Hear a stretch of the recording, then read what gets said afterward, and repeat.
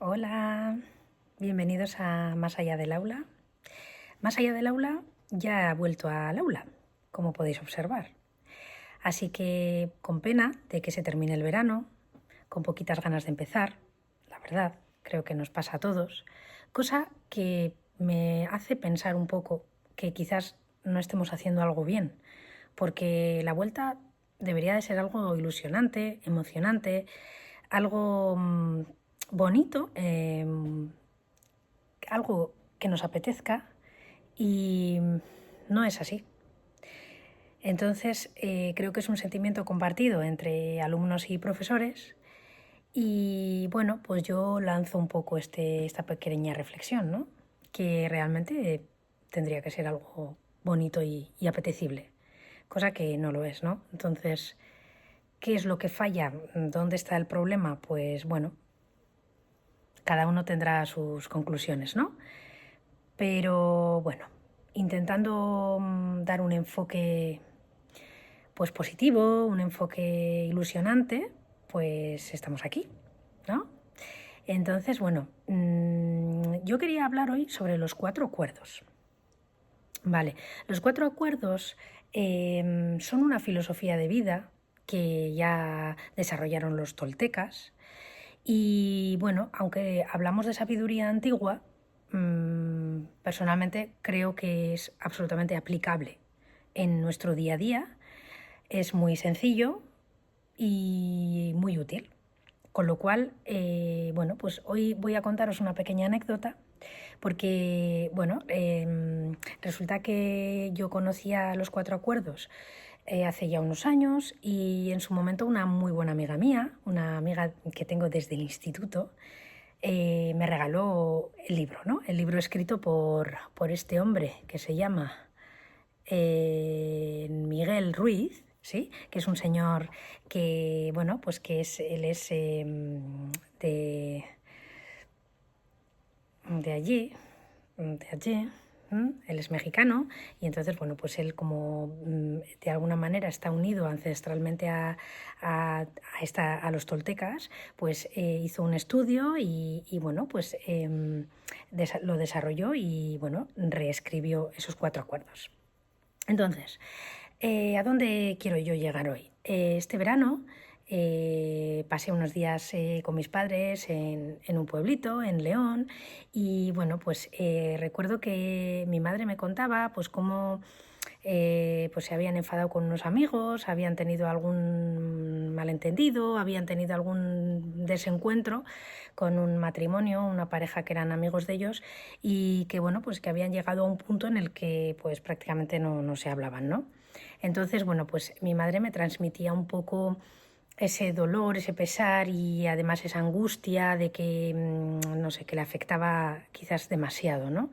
La cuestión. Entonces, a mí me vino un poco a la mente pues esta sabiduría, ¿no? Este conocimiento y le propuse que lo aplicara para, pues bueno, para que le hiciera sentir un poco más liberada, ¿no? Porque creo que realmente es algo que ayuda y que beneficia, ¿no? Si lo entiendes, entiendes el concepto bien entendido, ¿no? Entonces, bueno, yo voy a explicaros un poquito cuáles son esos 4 acuerdos, no voy a entrar mucho porque ya hay muchas cosas, muchos vídeos donde se explica bien, y yo no voy a eso, a mí lo que me importa es que esas 4 frases que son esos 4 acuerdos, porque no es más, pues podáis integrarlas y podáis verlas en ese día a día y os puedan ayudar, ¿no? Porque pueden ser muy útiles. Entonces, bueno, el primer acuerdo, ¿vale? Es sé impecable con tus palabras. Y a mí me parece súper interesante que observemos a lo largo del día, cuando hablamos, cuando nos dirigimos a otras personas, muy importante darnos cuenta de qué palabras usamos, de cómo hablamos, ¿no? De cuáles son esas palabras que salen por nuestra boca. Porque muchas veces lo hacemos de manera automática y no reparamos en qué decimos y cómo lo decimos. Pero es que es muy importante, ¿no? Porque, de hecho, y sin entrar mucho a eso, ¿no?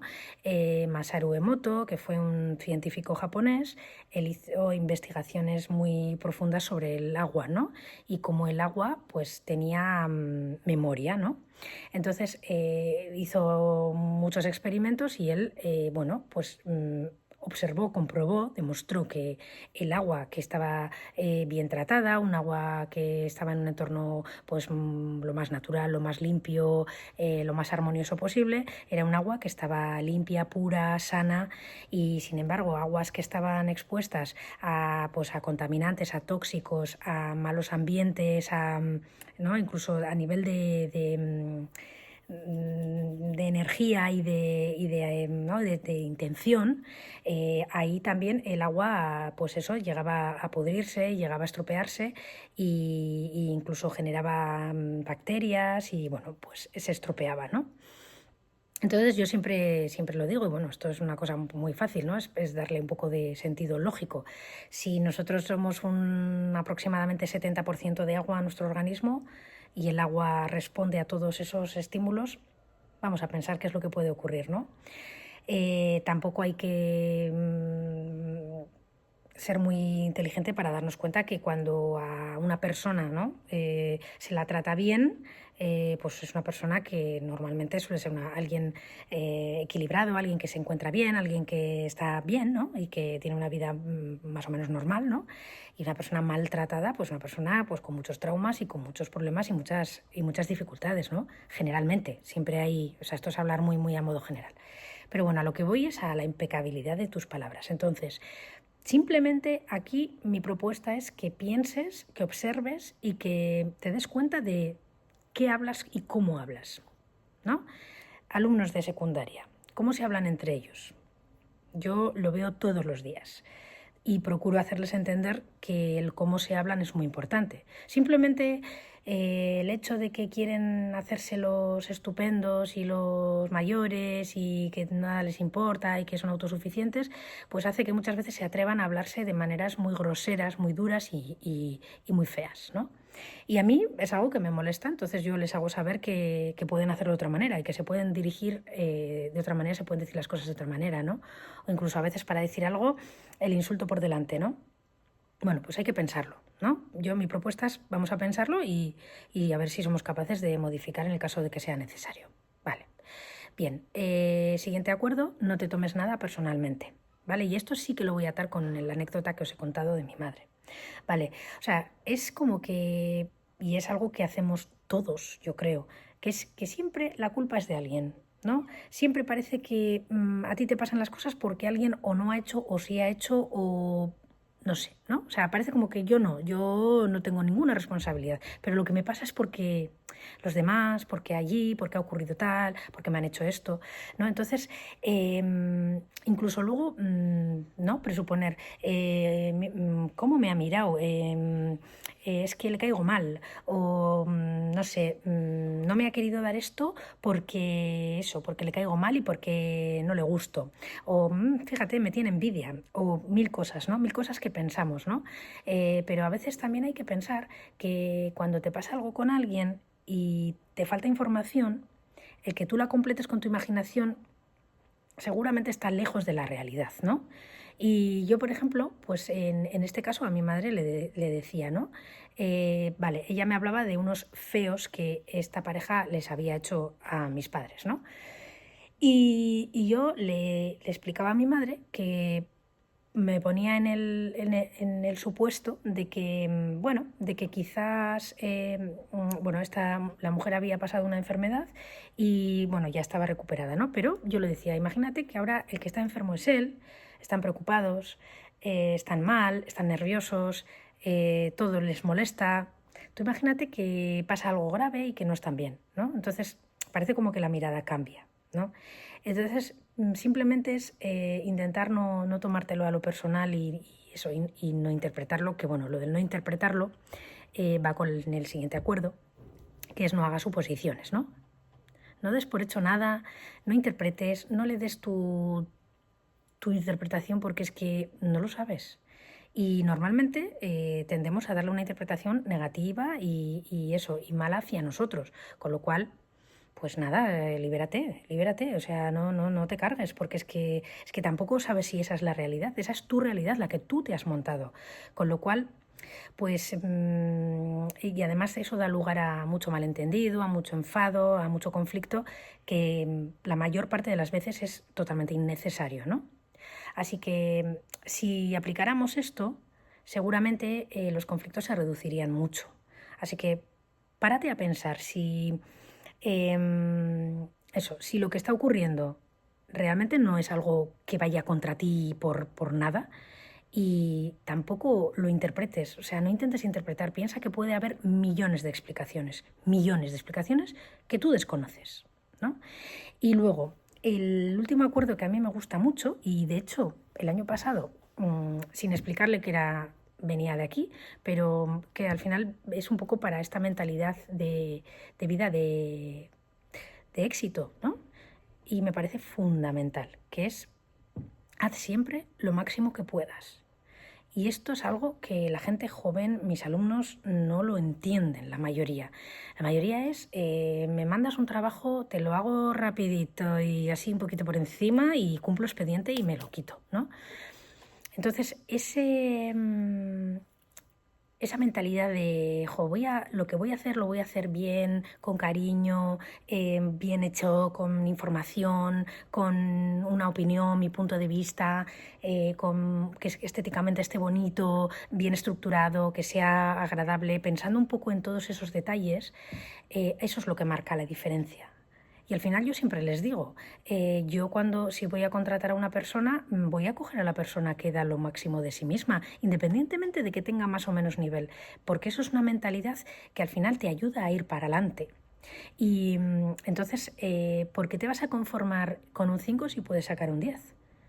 ¿No? Y ya no me limito a las notas, porque bueno, las notas reflejan un trabajo, pero no voy a entrar en ese debate de las notas y demás. Simplemente es el hecho de cuánto le pones tú a tu trabajo, a tu día a día, a todo, a lo que sea, pero es que vale para todo. ¿Cuánto le pones y cuánto le podrías poner? ¿No? Como cuando, pues no sé, si tú en tu trabajo pues tienes una mentalidad de funcionario de no, yo hago hasta aquí porque este es mi trabajo y lo demás no es mi trabajo, pues ahí ya no estás dando lo máximo, ¿no? Entonces, ¿cuál es tu máximo?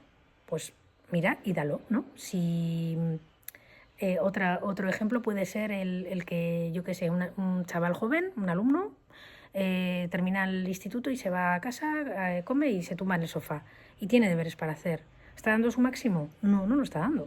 No lo está dando. Entonces, ¿qué te impide dar el máximo? ¿Qué problema hay por dar el máximo? Parece como que tenemos una cultura en la que nos sentimos un poco como si fuéramos tontos o como que nos tomaran el pelo cuando damos el máximo, ¿no? Como que fuéramos unos pringaos, cuando realmente este acuerdo, por ejemplo, los japoneses lo aplican a pies juntillas, ¿no? Los japoneses son currantes hasta el máximo, los chinos también, son muy trabajadores, ¿no?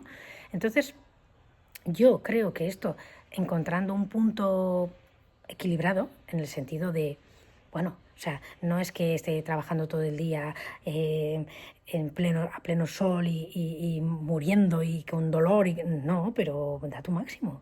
Si puedes hacer una cosa mejor de lo que la has hecho, ¿por qué no la vas a hacer mejor? Da el máximo, o sea, es que puedes hacerlo. E incluso con los amigos, ¿no? O sea, no esperes a que te den para dar. Tú da, es que la vida te lo va a devolver. Entonces, bueno, pues creo que es bonito y luego ya como final, pues contaros que me reí mucho con mi madre porque luego cada vez que le venía el pensamiento, le venía la idea del enfado con estos amigos, decía, no te tomes nada personalmente, no te tomes nada personal, no te tomes nada personal. Ella misma se lo decía y de alguna manera yo sentía que ella estaba un poquito más relajada con ese tema, que se sentía un poco más liberada, ¿no? Con menos presión de alguna forma. Así que bueno, creo que puede ser interesante que le deis una vueltita, que de vez en cuando os lo recordéis, incluso si alguien puede escribírselo en un cuaderno o en una hojita, ponerlo en la pared y de vez en cuando, ¿no? Recordar un poco esos 4 acuerdos, creo que pueden ser muy útiles y pueden marcar la diferencia. Así que nada, pues aquí seguimos en Más allá del aula. Un beso.